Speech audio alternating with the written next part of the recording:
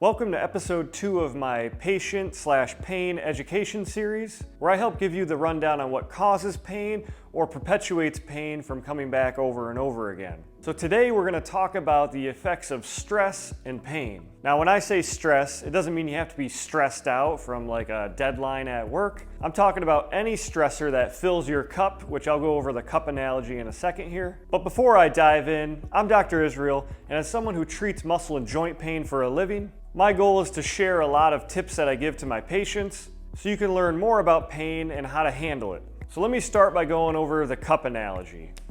So what is the cup analogy? Think of your body or your ability to handle stress as a cup.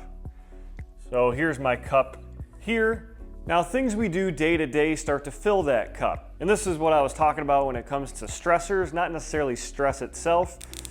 So let's say we have a busy project at work. That's usual stress people think of. That starts to fill up our cup. But let's say we also had a really hard workout earlier this morning. Let's say we have some teenagers at home that are giving you the fits. And then to top it off, your dog just got sick and you have to try to get it to the vet. That's gonna start overflowing your cup. And whenever your cup overflows, it always spills over into existing issues we have. So let's say we have reoccurring lower back pain that hits you a couple times a year. Anytime we exceed our stress capacity, that always tends to overflow into those areas. So that's where you can get random bouts of muscle and joint pain, especially if you didn't do anything out of the ordinary and you're like, oh my goodness, how did I just throw my back out? Let me tell you, stressors are playing a role. Now, when our cup is full, there's a couple things we could do. The first obvious one is, how do we eliminate some of these stressors from our life? Now, this is always easier said than done. If you're in a season where you're gonna have more stress, then it's gonna be hard to empty out your cup to where you're always in a nice level amount that's not gonna overflow. But let's just say your Grandma Sally just passed away, and let's just say your kid got a bad report card at home. Boom, we overflowed the cup again. So as a musculoskeletal practitioner, I would love for you to eliminate things from your cup, but another thing we can do is just increase what we call your functional capacity. So instead of taking things out of the cup, we can focus on just building you a bigger cup. And there's a couple ways we could do this. A couple obvious ones would be your traditional strength training, where if your body's stronger, usually you can adapt and handle more of those outside stressors. But let's just say you already have a nice workout routine. Well, this is where we can also add things like mobility training or prehab training for specific body areas where you always have injuries. And another big one is our core stability and stability training. That's going to help us increase that functional capacity. So if we always have these stressors that we can't eliminate from our lives because we're just in that season right now, then the big goal is just build you a bigger cup. And my patients have heard me say this over and over again. We just need to get you to do more. So let's say you're a typical office job worker where you're not doing much movement.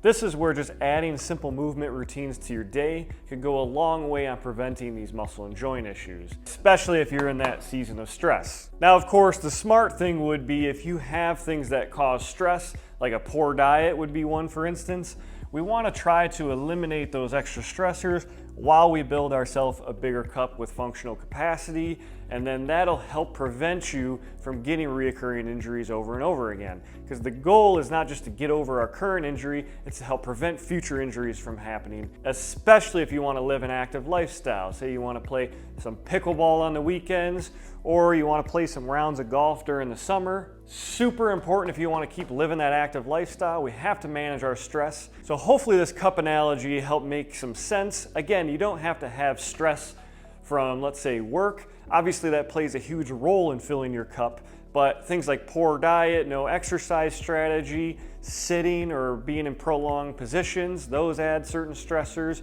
Your kids, you love them, but they add some stress. Even your spouse, come on, they definitely add some stress. And then once that cup overflows, that's when you start feeling either more tension, where you feel like you got to keep getting massages over and over again.